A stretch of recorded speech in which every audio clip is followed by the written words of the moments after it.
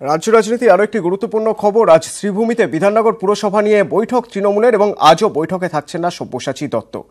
বৈঠকে ফিরহাদ হাকিম থাকবেন জ্যোতিপ্রিয় মল্লিক। সব্যসাচী দত্তর দাবি তাকে বৈঠকে ডাকা হয়নি এবং এই বৈঠকে সব্যসাচীর বিরুদ্ধে ব্যবস্থা নিতে পারে তৃণমূল, এরকমই সূত্র মারফত জানা যাচ্ছে। গতকাল মধ্যমগ্রামে তৃণমূলের বৈঠক, সেখানেও যাননি। কোর কমিটির বৈঠকে যাননি সব্যসাচী দত্ত এবং তৃণমূলের বৈঠকে গড় হাজিরা, তাতে জল্পনা বাড়ছে। আজকের বৈঠকেও সব্যসাচী দত্ত থাকছেন না, তার দাবি তাকে বৈঠকে ডাকা হয়নি।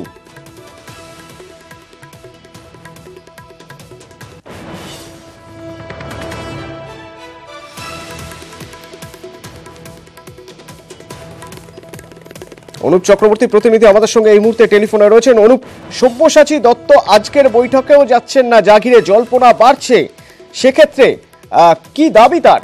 সব্যসাচী দত্ত আজকের বৈঠকে কেন যাচ্ছেন না, কিছু জানা যাচ্ছে? দেখো, যখন সকালবেলা সব্যসাচী দত্তের বাড়িতে আমরা এসেছিলাম, ঠিক সব্যসাচী দত্তের সঙ্গে একবার কিন্তু কথা হয়েছে। তিনি জানিয়েছিলেন যে তাকে এই বৈঠকে ডাকা হয়নি, অর্থাৎ ডাকলে তিনি যেতেন, এমনই দাবি করেছে। পরে যদিও জ্যোতিপ্রিয় মল্লিক দাবি করছে তাকে কিন্তু ফোন করে ডাকা হয়েছিল এবং মেয়র এবং তিনি কিন্তু একজন কাউন্সিলর, সেই হিসাবেই তাকে ডাকা হয়েছিল।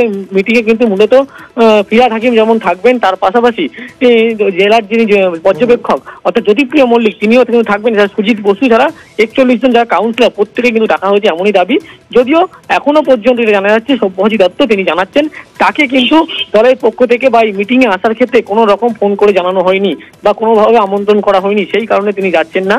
যদি তাকে জানানো হয় তিনি কিন্তু যাবেন বলে এমনটাই জানিয়েছিলেন। ধন্যবাদ অনুপ। একদিকে সব্যসাচী দত্ত বলছেন তাকে জানানো হয়নি আজকের এই বৈঠকের কথা, তা জানানো হলে তিনি যেতেন। পাশাপাশি জ্যোতিপ্রিয় মল্লিকের দাবি তাকে ফোনে জানানো হয়েছিল, অথচ তিনি আসছেন না। আজকের বৈঠকেও থাকছেন না সব্যসাচী দত্ত। শ্রীভূমিতে বিধাননগর পুরসভা নিয়ে যে বৈঠকে ফিরহাদ হাকিম থাকছেন জ্যোতিপ্রিয় মল্লিক, সেই বৈঠকে তাকে ডাকা হয়নি বলে দাবি করছেন সব্যসাচী দত্ত। গতকাল মধ্যমগ্রামে তৃণমূলের একটি বৈঠক, কোর কমিটির বৈঠকেও যাননি সব্যসাচী দত্ত। তাহলে কি তৃণমূল ছেড়ে বিজেপিতে সব্যসাচী? তৃণমূলের বৈঠকে নিয়মিত গড় হাজিরায় বাড়ছে জল্পনা। এর আগে শুক্রবার সব্যসাচীর বাড়িতে যান মুকুল রায়, প্রায় 1.5 ঘন্টা সব্যসাচী মুকুল রায় দুজনের কথা হয়।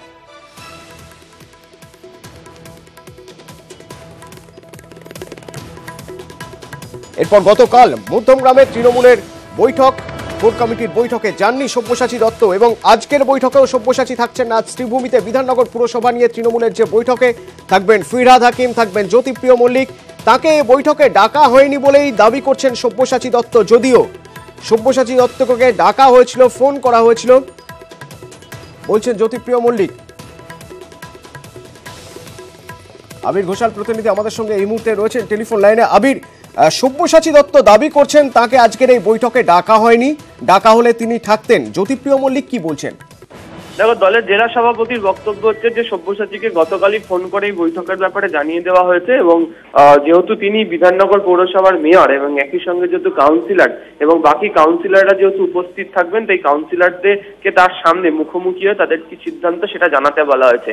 এবং দলের যেটা বক্তব্য যে রাজ্যের পুরমন্ত্রী তিনি যেমন থাকবেন, তেমনি দলের জেলা সভাপতি উপস্থিত থাকার সামনেই যারা কাউন্সিলররা থাকবেন, যেহেতু সব্যসাচীর বিরুদ্ধে একটা বিরুদ্ধ জনমত তৈরি হচ্ছে বা তিনি দল ছাড়ছেন এমন একটা জল্পনা তৈরি হয়েছে, ফলে মেয়র হিসেবে তার প্রতি কাউন্সিলরদের কতটা আস্থা রয়েছে তা সেখানে 3টের সময় তারা লিখিতভাবে তারা সেদিনকে জানিয়ে দেবে। যদি কারোর কোনো অনাস্থা মনে হয়, তিনিও সেটা দলের জেলা সভাপতি এবং দলের যিনি পুরমন্ত্রী তার সামনে তিনি জানাবেন। যেহেতু সব্যসাচী দত্ত সকাল থেকে বলছেন যে তাকে ফোন করে এই বৈঠক সম্পর্কে কিছু জানানো হয়নি, সেই দাবি উড়িয়ে দিচ্ছে এবং দলের জেলা নেতৃত্বের বক্তব্য বাকি কাউন্সিলরদেরকে যেমন নির্দিষ্ট ফোন উপায় আজকের বৈঠকে যোগ দিতে বলা হয়েছে, তেমনিভাবে সব্যসাচী দত্তকেও একই রকম ভাবে বলা হয়েছে। ধন্যবাদ আবির। এবার একবার শুনে নেব ফিরহাদ হাকিম কি বলছেন। দলের বিশ্বাসঘাতকের সঙ্গে যোগাযোগ রাখলে নিজের বিশ্বাসযোগ্যতা নষ্ট হয়, কড়া মন্তব্য ফিরহাদ হাকিমের।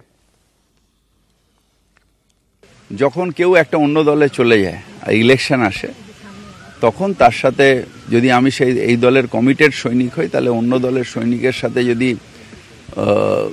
আমার সম্পর্ক গড়ে তুলি, তাহলে আমাদের যে মোরালিটি সেটার উপরে আঘাত হয়।